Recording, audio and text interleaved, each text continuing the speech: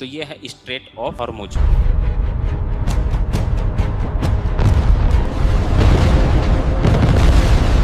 दरअसल ये दुनिया का सबसे महत्वपूर्ण चौक पॉइंट है आर्थिक और रणनीतिक लिहाज से। अब चूंकि भौगोलिक रूप से ईरान के पास में है, इसीलिए ईरान को यहाँ पर रणनीतिक बढ़त मिली हुई है। ईरान का एक बंदरगाह है यहाँ पे, इसको कहते हैं बंदर अब्बास। इस बंदर अब्बास के माध्यम से ईरान इस स्ट्रेट ऑफ हॉर्मुज को कभी भी ब्लॉक कर सकता है, जिसके कारण से जो फारस की खाड़ी से जो तेल गैस है वो स्ट्रेट ऑफ हॉर्मुज से होकर गल्फ की खाड़ी से होते हुए ये जो हिंद महासागर में, ये मलक्का स्टेट से होते हुए चीन, जापान और ये शेष विश्व को, अब ईरान ने इसको ब्लॉक कर दिया है। दुनिया भर का जो 20% कच्चा तेल है वो यहाँ से गुजरता है, 30% एलएनजी यहाँ से गुजरता है। साथ ही साथ इसकी चौड़ाई कितनी है? केवल 33 किलोमीटर। अब देखिए, ईरान जब इस पे प्रतिबंध लगा दिया है तो यहाँ से तेल और एलएनजी का निर्यात पूरी दुनिया में बंद हो गया, जिसके कारण से क्या पैदा होगा? ऊर्जा संकट।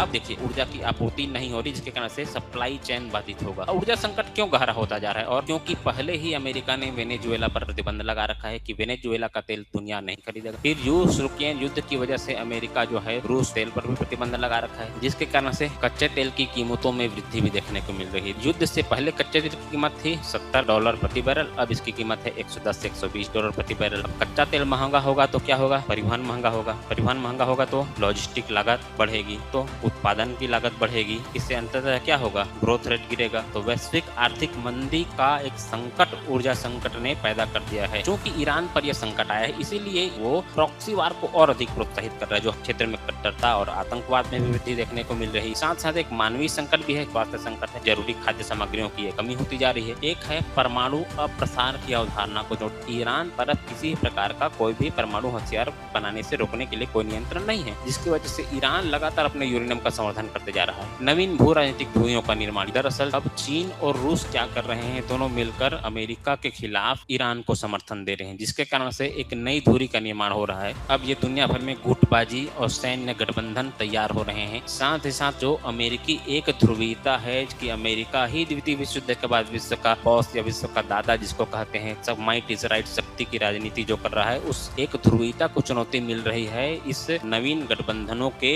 विकास से। De dollarization. दरअसल इस युद्ध से जब ईरान पर आर्थिक प्रतिबंध लगे हुए हैं, अब डॉलर को उपयोग या तो नहीं करेंगे या तो उपयोग कम कर देंगे। तो अंतर्राष्ट्रीय व्यापार में किसका उपयोग करेंगे? या तो युआन, चीनी मुद्रा, या तो फिर क्षेत्रीय मुद्रा में व्यापार होगा, जिसके कारण से डॉलर का प्रयोग कम होगा। इसी को कहते हैं डी डॉलराइजेशन। निःशस्त्रीकरण की अवधारणा को चोट पहुंचेगी, क्योंकि अब सैन्य होड़ बढ़ेगा दुनिया भर में, सैन्य खर्च में वृद्धि होगी, हथियारों की होड़ बढ़ेगी, तो जो कल्याणकारी खर्च है शिक्षा पर, स्वास्थ्य पे, वो भी कम होते जाएगा।